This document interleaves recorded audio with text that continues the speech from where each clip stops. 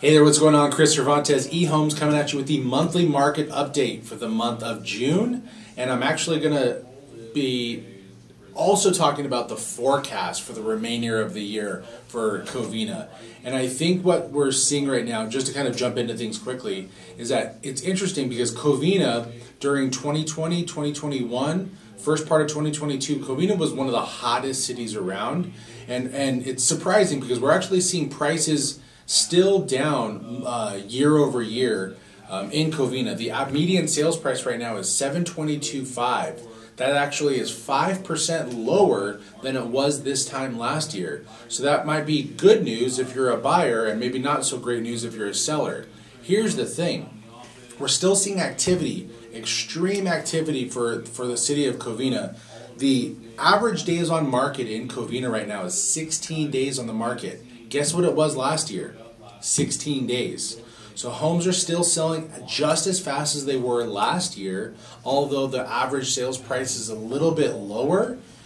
Buyers are out there. They're going after properties. In the last 30 days, we've had 30 closings in all of Covina. That's down 30% than it was last year. So we're seeing lower inventory, lower pending activity, and lower closed sales. But all in all, the days on market is staying flat, which is very surprising because that's not the case for most cities around the San Gabriel Valley. But I thought what was, again, a telltale indicator of what's going to happen here, and this kind of comes into our forecast through the last 6 months.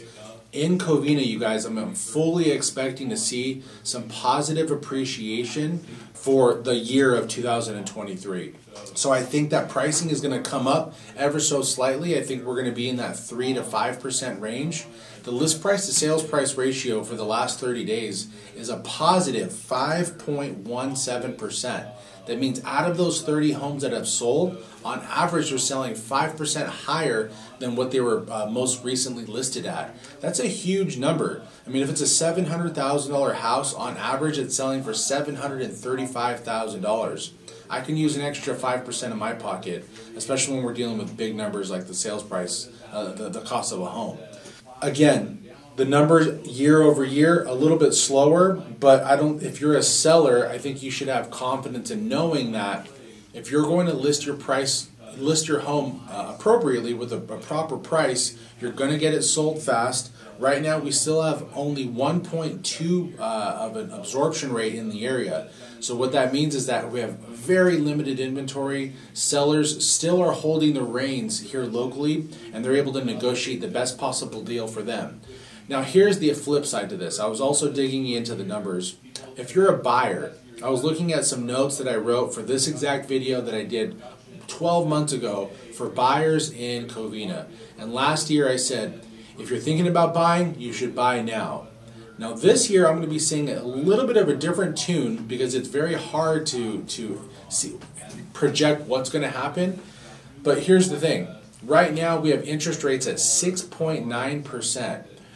Fannie Mae at the end of last year was predicting that interest rates are supposed to come down to 4.5% for 2023. I just don't see that happening based on the momentum and the trajectory of what we're dealing with in our current market. I don't pretend to be an economist, but based on everything that I'm reading, it doesn't feel like we're going to go from 6.9 to 4.5. I would be shocked if we even hit 6 even. So you've got to think to yourself, is it worth it to wait to buy in this market?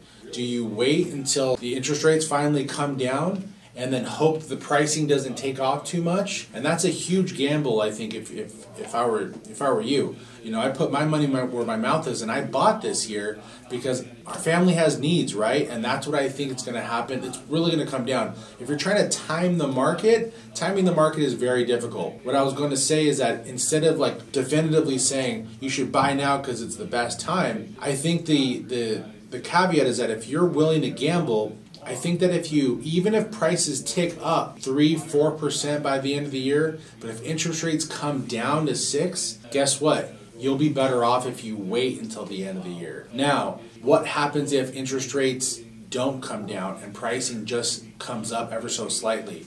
Then you're going to be losing. You're going to be losing at a faster clip if you wait. I think it's worthwhile to sit down with a real estate agent like myself who's going to break down those different variables and those different situations for your life and really try to just bring it down to what's going to make the most sense for you and your family. I'd be honored to talk to you about your situation and how all of that looks. But I'm hoping you guys found that useful. Any questions about your situation, please reach out. I'd be honored to help. Thanks so much.